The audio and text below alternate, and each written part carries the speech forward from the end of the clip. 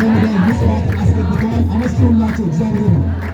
አሁንም ወርቅ ማርያም እባላለሁ። አንገቴ ላይ ምንድን አሮት እንደወጣ እንቆጣጭ ወጣብኝ የልጅዳን መታዘና ህልመኝ መለካፍል ጊዜ አንተ እንደፈጠርከኝ ምንም አድርገ ብዬ የሚያኩት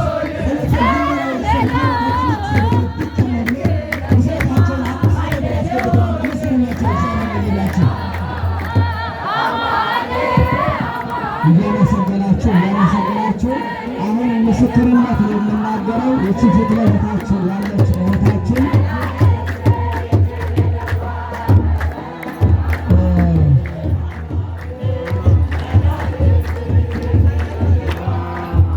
እንደምቆያችሁ ሲያመስግኑ ትልምላችሁ አመስግኑልን።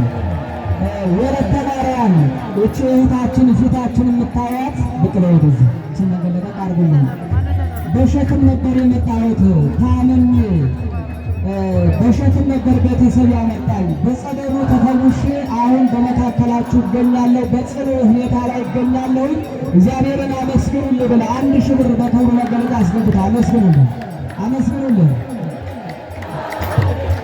እንደዚሁ ምህረተ ሥላሴ ወለተ መድኅን እንደዚሁ ያስገብተዋል። አንድ ወንድማችን ደግሞ ወልደ ገብርኤል የሚባል 5000 ብር ገቢ አድርጎልናል። መድኃኔዓለም ስለቱን ስለሰማው ማለት ነው። ለእናንተንም ይስማችሁ ብሏል። አመስግኑልን። እሺ አንድ ወንድማችን 500 ብር አስራት በኩራት ገቢ አድርጓል። አመስግኑልን። እሺ እንታይ ንገሪኝ።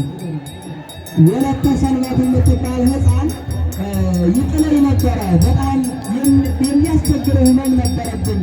በጸበሉ ተጠመኩኝ። አሁን ዛሬ በጤንነት ላይ ይገኛለሁ። እግዚአብሔርን አመስግኑልን። አሁንም ምስክርነት ያላችሁ መምጣት ትችላላችሁ። አስራት በኩራት መስጠት አባታችሁ ወይነቱ ወስ የሚባሉ አባታችን 2500 ብር መድኃኔዓለም ቤቴን ስራዬን ስለባረከልኝ አመስግኑልኝ። በሙዳይ ምጽዋት አስገብተዋል።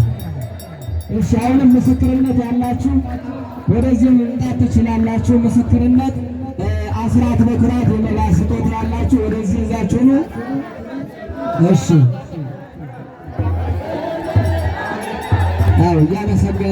እያመሰገናችሁ እግዚአብሔርን አመስግኑልን። የቃል ኪዳኑ ታቦት እየመጣ ስለሆነ አሁን ወደ ወንድማችን ዘማሪ ክብሮ